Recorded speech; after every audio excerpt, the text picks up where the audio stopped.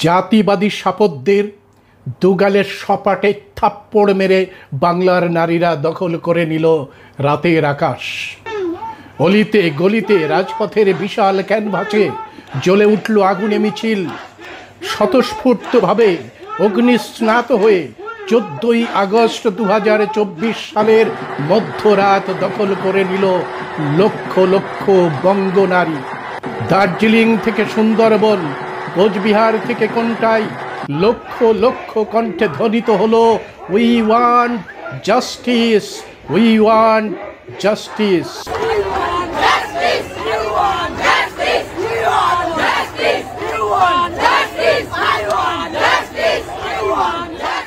শুধু শহরের শিক্ষিত সমাজ নয়, এ রাতের মিছিলে সামিল হয়েছে সর্বস্তরের নারী।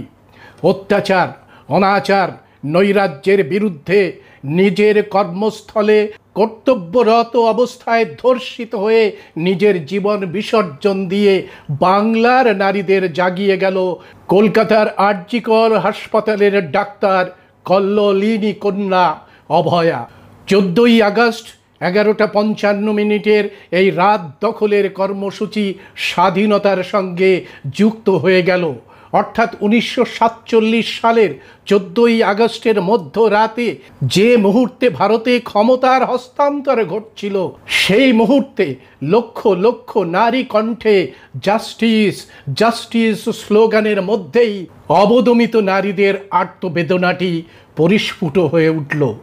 প্রতিধ্বনিত হলো, নারী শুধু অনঙ্গ সঙ্গী নয়, একটি সোনালী সকালের প্রত্যাশে সেও সমান অংশীদার। মিছিল গর্জে উঠেছে আর.জি. কর চত্বরে, গর্জে উঠেছে শ্যামবাজারের মোড়ে, কলেজ স্ট্রিটে, যাদবপুরে, বাঘা যতীনে, ক্যানিং, বারুইপুর, জয়নগর, নিমপিট, সুন্দরবনে।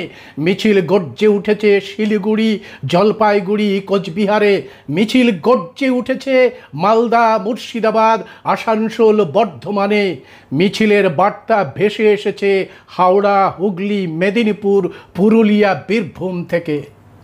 সরকারের অহংকার, অব্যবস্থা, নৈরাজ্য এবং ভোগবাদের বেহায়াপনার বিরুদ্ধে এমন আন্দোলন এর আগে বাংলা দেখেনি।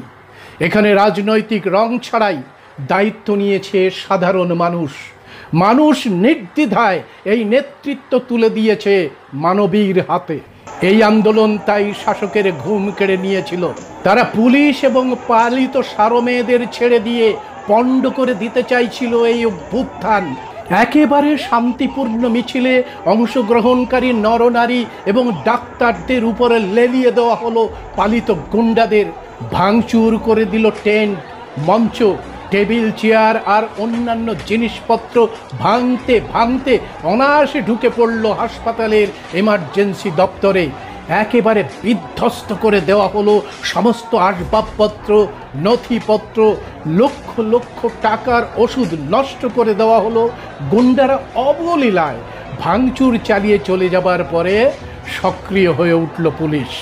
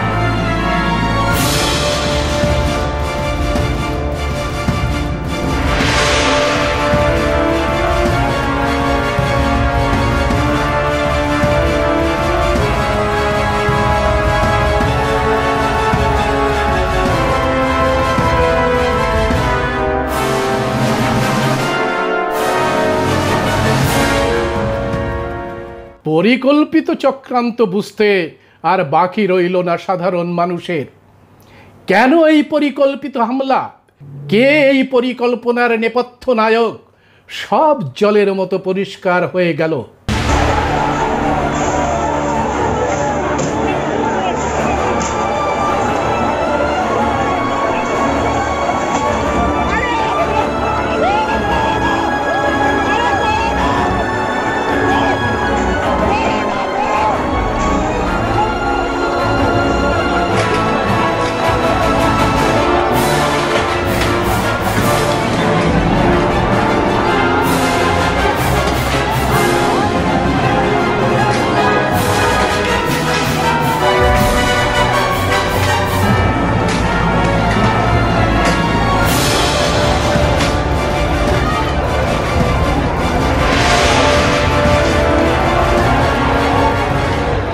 ধন্যবাদ সাংবাদিক বন্ধুদের, তারা প্রাণের ঝুঁকি নিয়ে সত্য প্রকাশ না করলে এই ষড়যন্ত্র চাপিয়ে দেওয়া হতো মিছিল অংশগ্রহণকারী নরনারীদের উপর, চাপিয়ে দেওয়া হতো সাংবাদিকদের ওপর।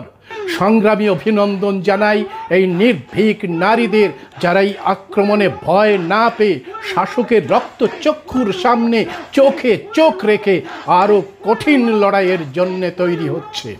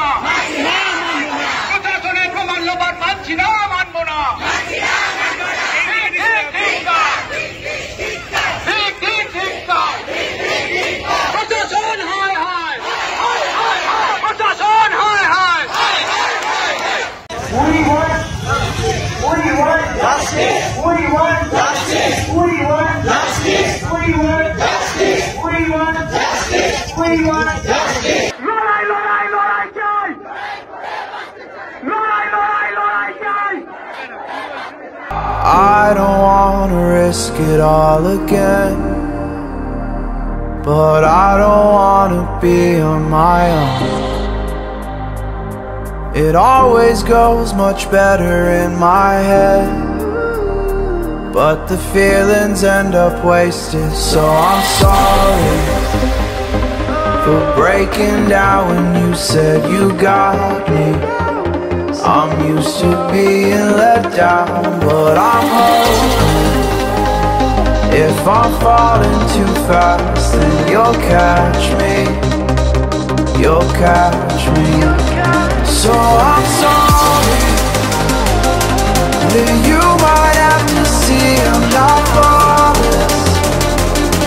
I promise that I'm facing my problems. If I'm falling too fast, will you catch me? Will you catch me before I crash?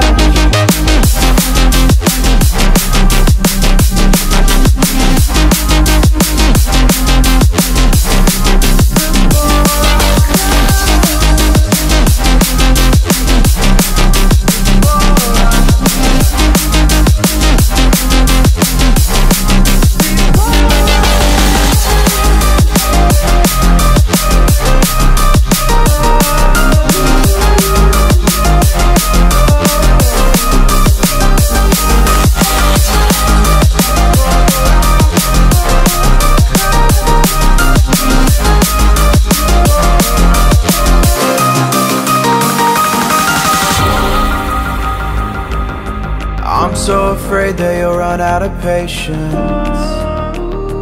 Trust me, I know how it feels to be hopelessly waiting. Sometimes I don't know if I can even change, but I'm still trying.